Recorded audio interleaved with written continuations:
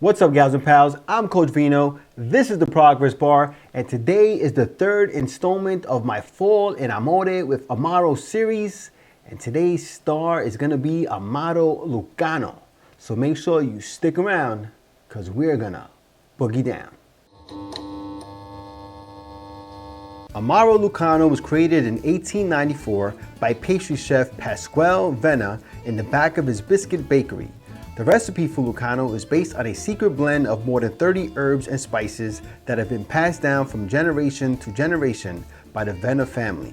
The company is still currently run by his namesake grandson and his family. On the palate, Lucano provides you with a caramel sweetness, bitter black tea, allspice, orange peel, and a mild mintiness. A very easy sipper. All right, folks, so the first cocktail that I'm gonna be making is called BEELZEBUB. I couldn't find any, origin for this cocktail. It just seems to be kind of a mystery cocktail. But let us look at what is in the sauce. The first thing we're gonna need is a ½ ounce of Lucano. All right, so a ½ ounce. Yeah, I couldn't find any history on this bad boy, but I saw the recipe a number of times and it looked pretty interesting, so I said, let's go ahead and give it a shot, all right? And then we're gonna do a ½ ounce of Orgeat. All right, I'm gonna be using a Libre & Co. Orgeat, but if you have your own homemade Orgeat, go for it. All right, there you go. I do love this stuff. Love using this in the cocktails. Always adds nice flavor to the cocktail. Okay, then the next thing we're gonna need is 1.5 ounces of bourbon. I'm gonna be using Resurgent Bourbon. This is a bottle that was gifted to me by a subscriber, Matt, and his wife, Sparkle. Thank you guys very much. Always enjoy using this bottle here. So 1.5 ounces of bourbon, and then we're gonna need 1/2 ounce of Mezcal, and I'm gonna be using Vita, which is a fantastic Mezcal. All right, and one of the more popular bottles as well, for good reason, All right, and then last but not least, we're gonna be doing 3/4 ounce of lemon juice. All right, so I got some pre-poured here, pre-squeezed, beautiful. All righty, and then we're gonna add some ice to our shaker. I'm gonna shake this up for about 10 to 15 seconds. That's what I always say, right?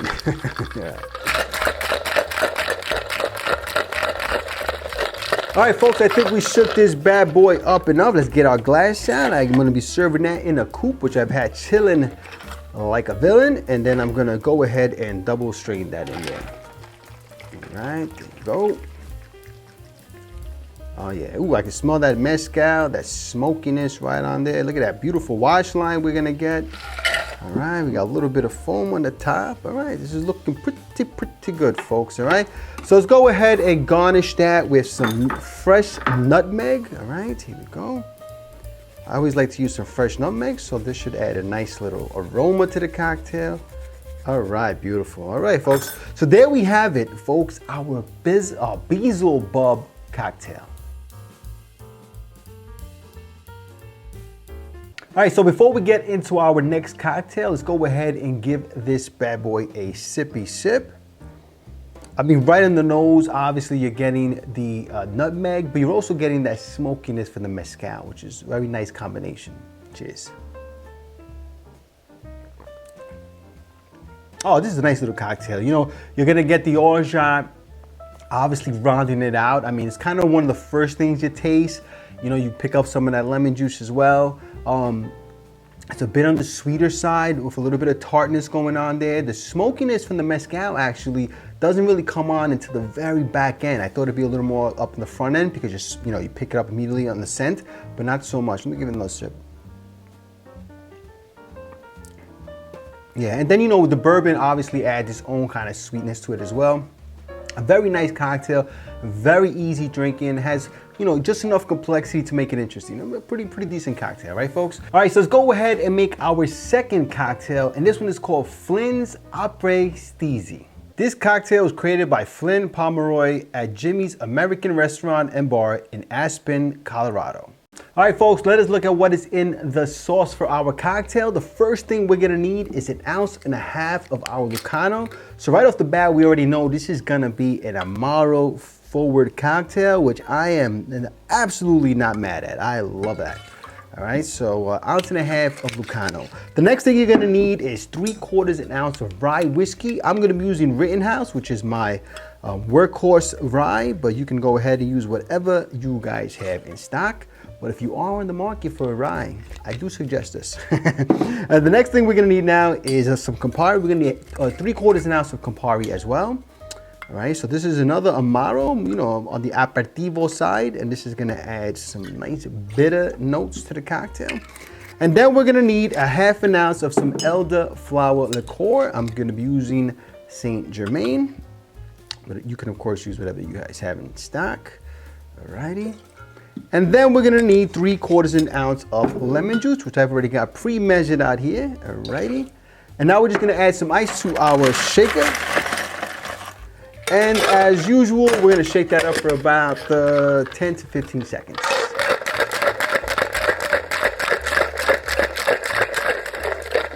All right, folks, I think we shook that bad boy up enough. Let's go ahead and put that to the side. We're gonna get our glass out, which I already have with a big old rock inside. And we don't need to double strain that into this, but as a force of habit, I'm gonna do it anyway. All right, so there you go, folks. Whoa, that bad boy is gonna reach all the way to the tippy top. Put this right to the side. And then just gonna garnish that with a lemon peel, which I'm gonna be expressing first. And then I'm gonna go ahead and I'm just gonna place that right on top, folks. And there we have it, folks, our FLINN'S APRÈS STEAZY.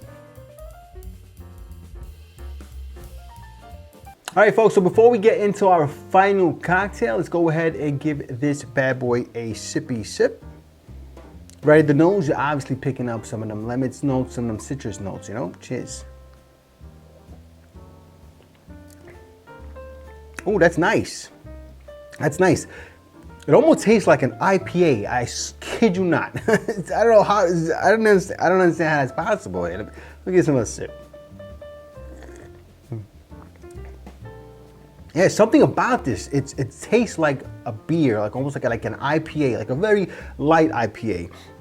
So if that's your thing, I mean, obviously, the Campari is giving it some of those bitter notes, but there's something about the Lucano with the elderflowers. I don't know. It's like a bit of a barley maltiness that's going on here. This is actually quite nice. I like it. It's interesting. It's not what I expected to taste. I gotta give some a sip.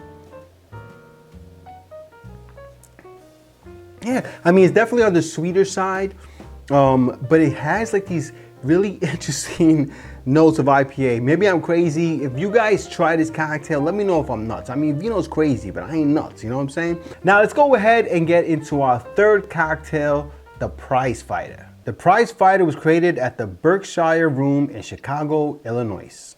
All right, folks, let us look at what is in the sauce for our cocktail. The first thing you're gonna need is your Lucano, which we're gonna be saying goodbye to today. Thank you for your service, sir. We're gonna do 3/4 an ounce of Lucano. All right, there you go.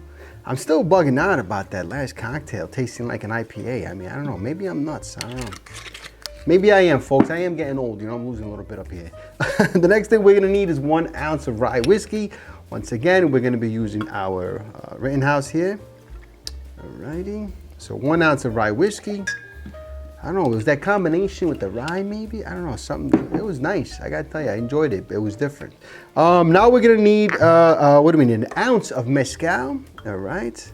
Now you guys know I'm not the biggest fan of smoky notes, but the cocktail did look interesting. The recipe looked interesting, so I thought, let's try it out, Hopefully the Mezcal doesn't overpower the cocktail.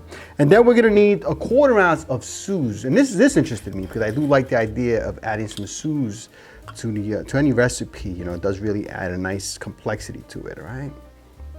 There you go. Now Suze is a form of an Amaro as well. It's a French style Amaro. Using gentian as the main ingredient, all right? And then we're gonna do 3 drops of mole bitters, all right? 3 drops. Let's get some in that tube there, and we're gonna do 1. That looked like it was 3. There we go. We did. I think we did 3. There we go. 3. We got a little extra mole. Who's gonna hurt? What's it hurt, right? And now we're gonna put some ice into our mixing glass. Dip the whole thing in there. There we go. All right. That's the last of my ice, folks. And then we're gonna stir that for about 25 to 30 seconds.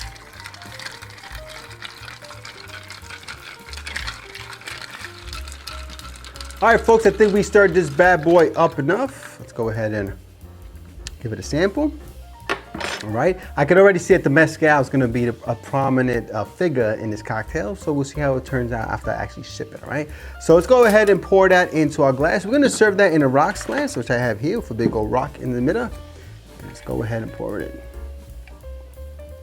All right, obviously the aroma is, once again, it's going to be that mezcal. It's going to be that smokiness. All right, beautiful. And then we're gonna go ahead and garnish that with an orange peel, which I'm gonna go ahead and express foist.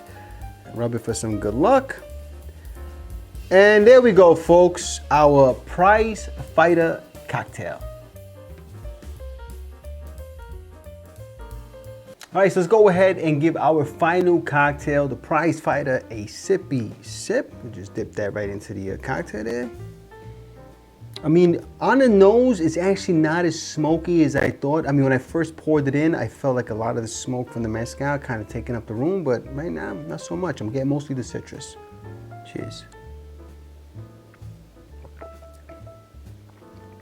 Oh, that's a really nice cocktail. It's smoky. It's got that smoky mezcal, but it is actually quite pleasant. I feel like there's a good balance there. This is nice. I think the Suze with its vegetal notes really stand up to the mezcal and say, hey, buddy, this ain't your cocktail only. I'm here too. You know what I'm saying? I think it wants to be seen, you know? But very nice. I quite like this one. Oh yeah, that's nice, guys.